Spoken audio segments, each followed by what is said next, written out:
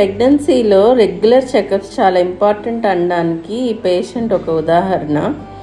ఈ patient last time 8th మంత్లో చెకప్కి వచ్చారు. తర్వాత ఇంకా కనిపించలేదు.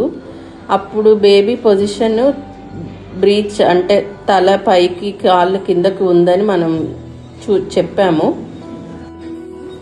10 డేస్కి మళ్ళీ చెకప్కి రమ్మన్నాం పేషెంట్ని. 9th మంత్ వచ్చి 10 డేస్ అయింది. అమ్మాయి చెకప్స్కి రాలేదు.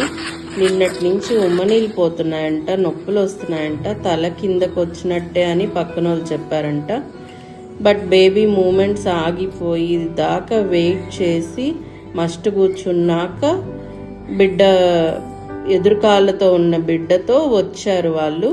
బేబీ డిస్ట్రెస్లో ఉంది కాబట్టి వెంటనే అనస్థెటిస్ట్, పీడియాట్రిషియన్ స్టాఫ్ సహాయంతో చాలా ఫాస్ట్గా సిజేరియన్ చేసి తల్లి బిడ్డని కాపాడగలిగాము.